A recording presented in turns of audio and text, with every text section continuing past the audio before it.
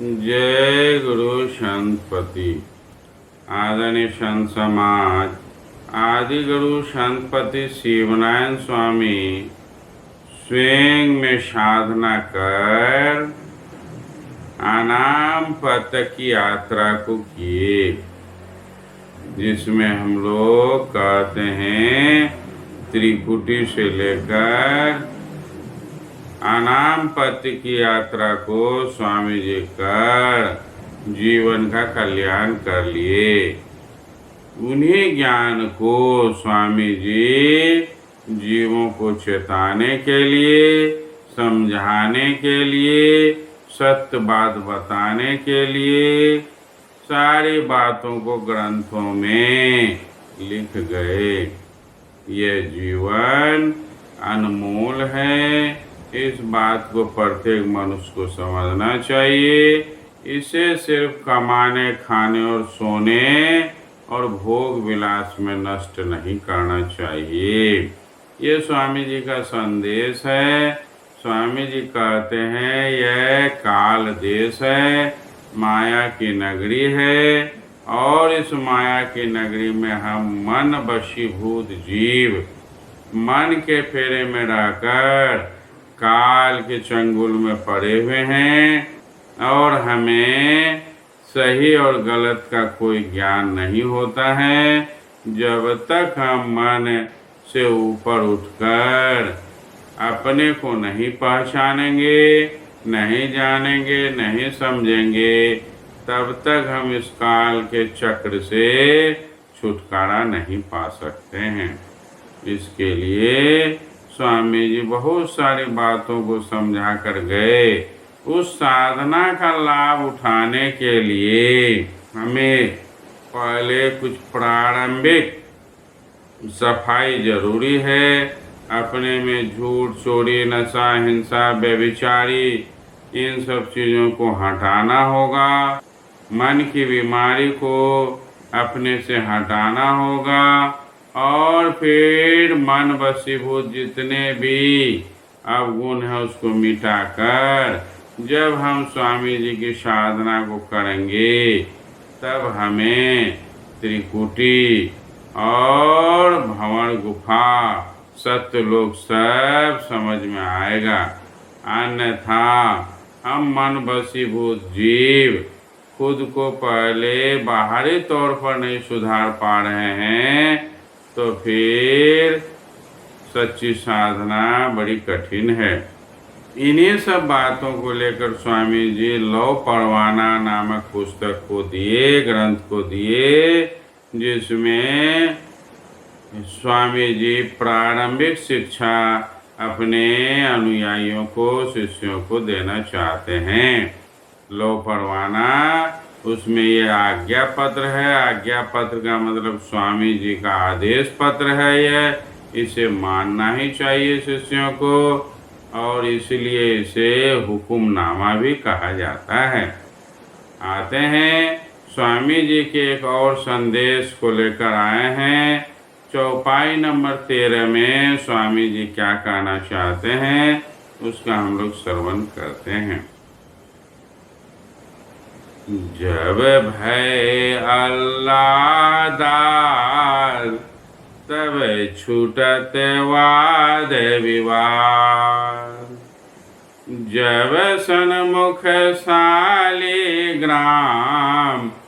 तब का दूसरे से काम।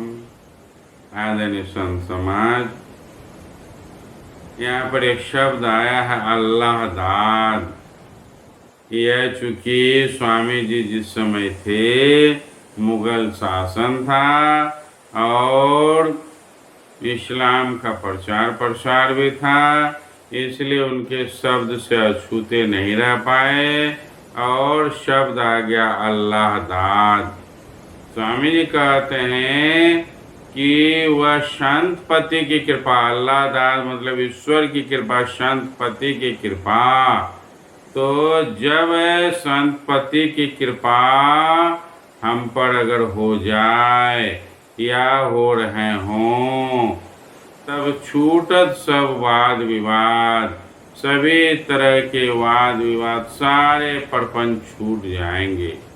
इसको दूसरे शब्दों में अगर कहें तो कह सकते हैं कि संत पति की कृपा कब होगी हम पर, जब हम साधना कर शब्द के पार हो जाएंगे और अनाम पद तक पहुंच जाएंगे, तो फिर अपने आप को हम जानने लगेंगे, मैं कौन हूँ, अपने आत्म स्वरूप को पहचान लेंगे।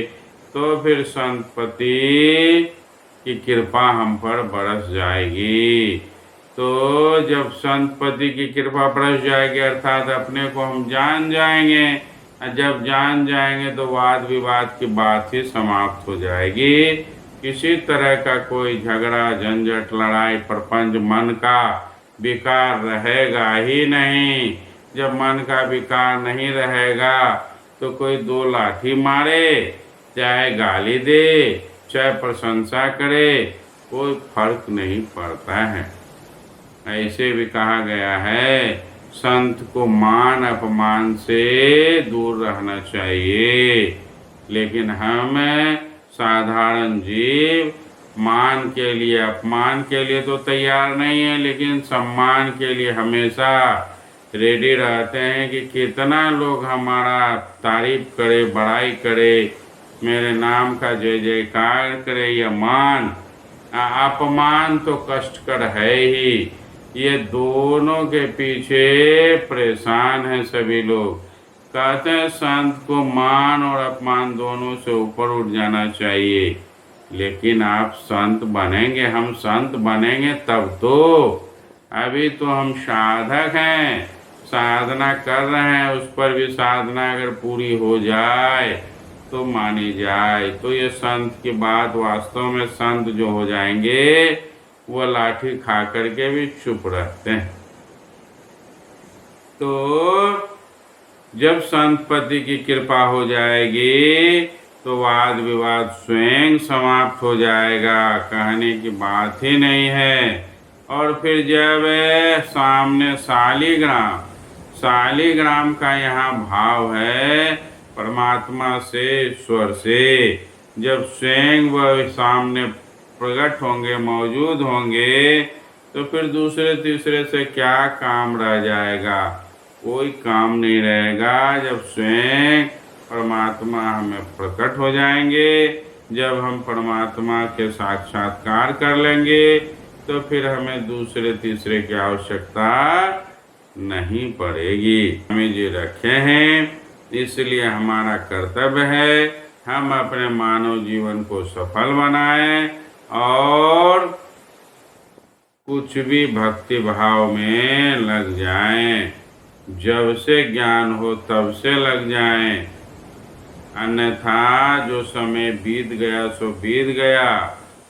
अबहु गहो गुरु नाम, जो समय निकल गया तो निकल गया। अगर समझ में आ रहा है तो अब भी अपने बुराई को हटाकर अपने काम में लग जाएं, अपने को पहचानने में लग जाएं, अपनी साधना में लग जाएं। आधुनिक संत समाज, स्वामी जी हम लोगों के बीच सच्चे और अच्छे ज्ञान को रखकर गए हैं। हम लोगों का कर्तव्य है उसका पालन कर हम भी एक सफल जीवन को बिता लें। यही इस मानव जीवन का कर्तव्य है। इतना ही कहकर वाणी को विराम देता हूँ। अगले वीडियो में मैं फिर आगे के दोहे को दूंगा। दोहा नंबर 14 अगले वीडियो में फिर हम लोग देख पाएंगे। आज इतना ही कहकर विराम लेता हूँ। जय गुरु संतपति।